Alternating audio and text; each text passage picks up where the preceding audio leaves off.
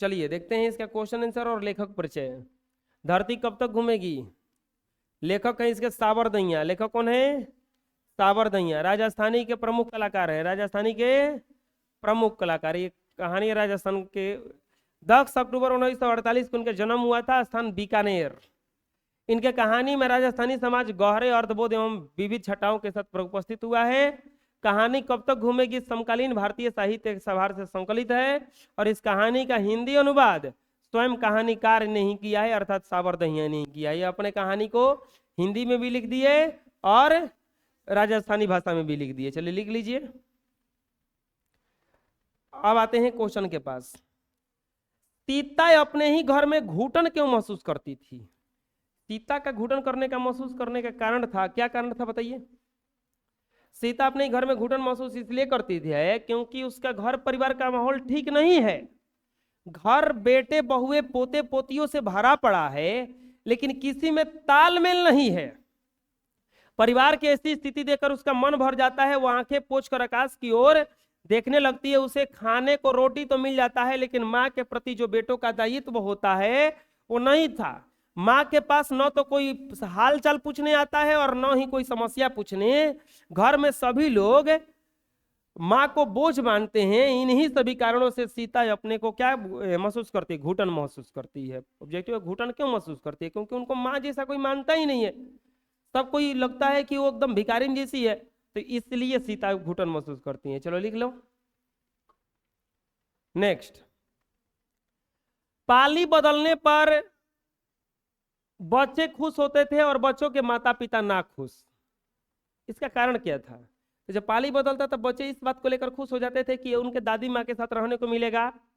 उन्हें माँ से तो प्यार मिलता था, अब पापा के मम्मी से भी प्यार मिलेगा और वो लोग खाए साथ में रहेंगे, साथ में खेलेंगे। अब दादा दादी के दोस्त सबसे ज्यादा उनका पोता पोती ही होता है।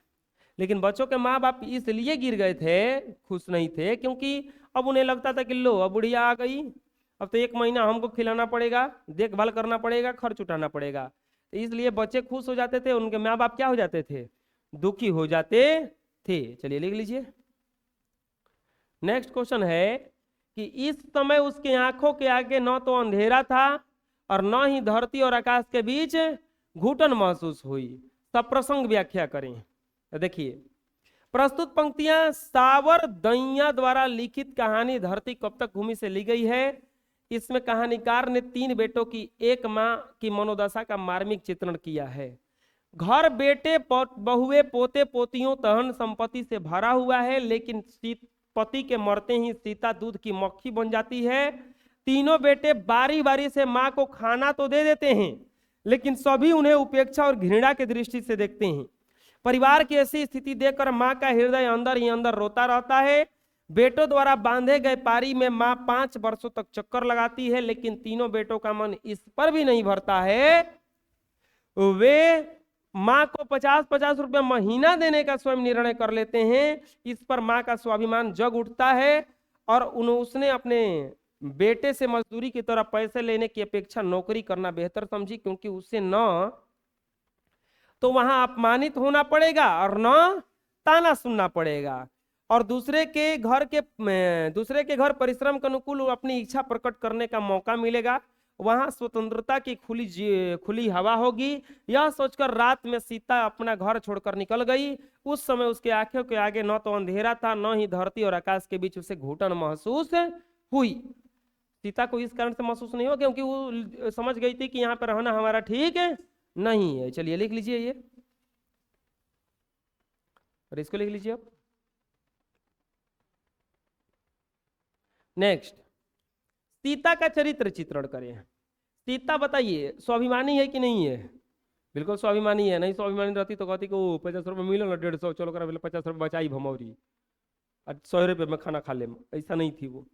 सीता इस कहानी की प्रमुख पात्र है, जो स्वाभिमानी, सहनशील, धैर्यवान और ममतामयी है। पति की मृत्यु के बाद जब उसका परिवार का कोई बात नहीं चलने के कारण उसे जो मिलता है सब कुछ चुपचाप खा लेती है। सीता के 3 बेटे हैं, लेकिन कोई उसका हाल चाल पूछने तक नहीं आता, जिसके कारण वह खीन हो जाती है। लेकिन वह अपनी हो गए यहाँ पे, अपनी व्यथा किसी के समक्ष प्रकट नहीं करती है, वो अपने ऊपर किए गए हर अपमान को चुपचाप सह लेती है। परिवार के इस खराब वातावरण के कारण कहती है कि लोगों की दृष्टि में यह परिवार तो अच्छा खाता पीता घर है, लेकिन इस घर में खाने पीने को ही झगड़ा है। एक पेट के लिए इतना झंझट, ये लोग सुबह शाम गाय कुत्ते को रोटी डालते हैं, तो फिर मेरी रोटी में ऐसा क्या है जो इन्हें अलग से सोचना पड़ता है। इस प्रकार वह अपने परिवार की हर उपेक्षा और घृणा को धैर्य पूर्वक सह लेती है, लेकिन तीनों बेटों द्वारा 150 रुपया प्रति माह देने की बात सुनकर वह बहुत नाराज हो जाती है। एक स्वाभिमानी की भांति स्वतंत्रता पूर्ण जीवन व्यतीत करने के उद्देश्य से घर त्याग कर चल देती। स्वाभिमानी से ही चल दी है ना कि नहीं, हम इस घर में रहबे नहीं करेंगे, ना इसका पैसा लेंगे। तो सीता जो है बिल्कुल ही इस कहानी के अनुसार स्वाभिमानी, सहनशील, धैर्यवान है। पति की मृत्यु के बाद उसका कोई बात नहीं सुनने पर भी वो किसी से कुछ कहती नहीं है। चलिए लिख लीजिए नेक्स्ट क्वेश्चन। धरती कब तक घूमेगी, शीर्षक की सार्थकता स्पष्ट करें। धरती कब तक घूमेगी ऐसा लेखक ने शीर्षक क्यों रखा। तो प्रस्तुत कहानी धरती कब तक घूमेगी चरित्र प्रधान कहानी है। यहां पे छूटा हुआ है प्रस्तुत कहानी, और फिर लिखा आएगा धरती कब तक घूमेगी चरित्र प्रधान कहानी है। कहानी आरंभ से अंत तक सीता के इर्द गिर्द ही घूमती है। यह कहानी 3 बेटों, 1 माँ और 2 वक्त की रोटी की है, जिसमें रोटी ही महत्वपूर्ण सिद्ध होती है। माँ को रोटी देने के कारण बड़ा बेटा कैलाश दोनों छोटे भाई से कहता है कि माँ को रखने का ठेका सिर्फ उसी ने नहीं रखा है। इस पर तीनों बेटे क्या करते हैं, 1-1 महीने के लिए माँ को पारी बांध देते हैं। इस पर माँ, लेकिन यहां पर भी खत्म नहीं होता है। यहां पर लेखक ये कहते हैं कि रोटी के लिए माँ को हर बार दूसरे के घर जाके भटकना पड़ता है। इससे भी मन नहीं भरा तो तीनों भाई माँ को 50-50 रुपया मिलाकर 150 रुपया देने का निर्णय कर लेते हैं, लेकिन माँ इसे अपना समझ करके स्वाभिमान की रक्षा हेतु घर किसी को बिना बताए घर से निकल जाती है। और घर की इस परिस्थिति को देखते हुए कहानी का शीर्षक सार्थक है कि धरती कब तक घूमेगी, यानी कि सीता जो है, माँ जो है कब तक घूमेगी, इसीलिए नाम रख दिए हैं क्या, ये धरती कब तक घूमेगी। चलिए लिख लीजिए नेक्स्ट क्वेश्चन है। अब देखो बढ़िया क्वेश्चन है। यदि माँ के नाम पूरा जायदाद होता तो क्या यही हाल होता। इसीलिए हम लोगों के माँ बाप जो हैं इंडियन कल्चर के, वो जल्दी अपना धन किसी को देते, वो मरते दम तक अपने पास रखते हैं, क्योंकि जानेंगे तो दे देंगे तो फिर हमरे के ना पूछेगा, इसलिए अपने नाम करके रखते हैं, कुछ नहीं देते हैं, सब कुछ संभाल के रखते हैं। वो ठीक करते हैं, यही हाल है। अगर ये माँ के पास पूरा जायदाद होता तब तो उनको पूजा होता, पूजा, ओम जय माँ हरे, ओम जय सीता हरे। फिर नारायण के पत्नी भंवरी, बीजू के पत्नी पुष्पा, कैलाश की पत्नी राधा, तीनों अपने में झगड़ा करती कि माँ जी हमरा घरे नहीं खी आवत कबो।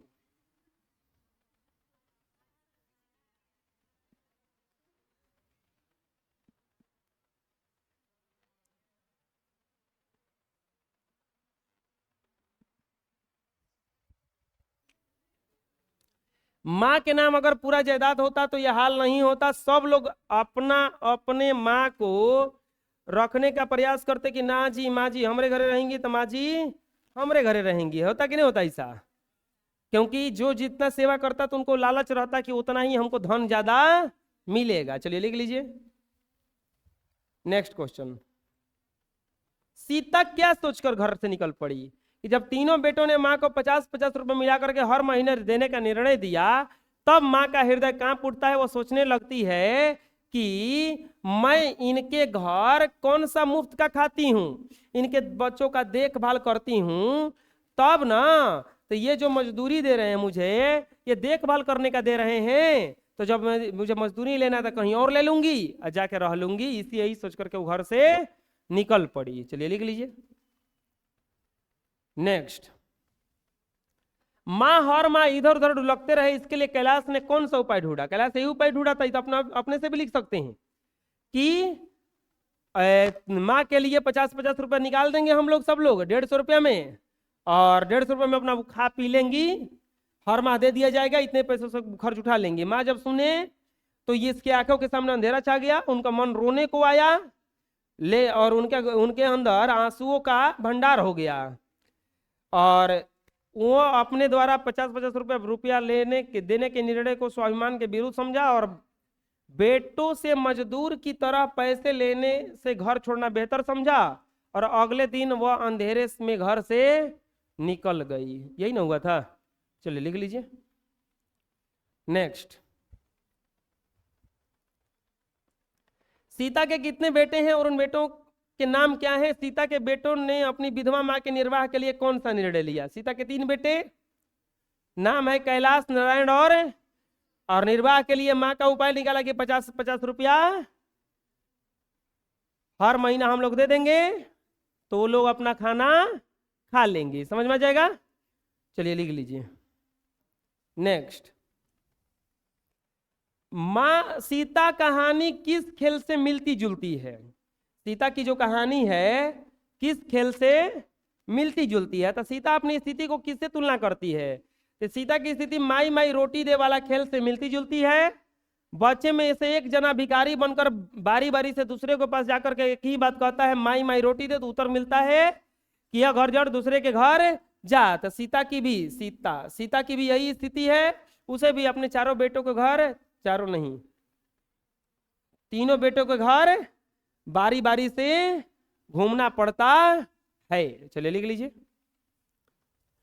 नेक्स्ट क्वेश्चन, सीता को किस दिन लगा कि लापसी बिल्कुल फीकी है, और लापसी खाते समय उसे कैसा महसूस हो रहा था?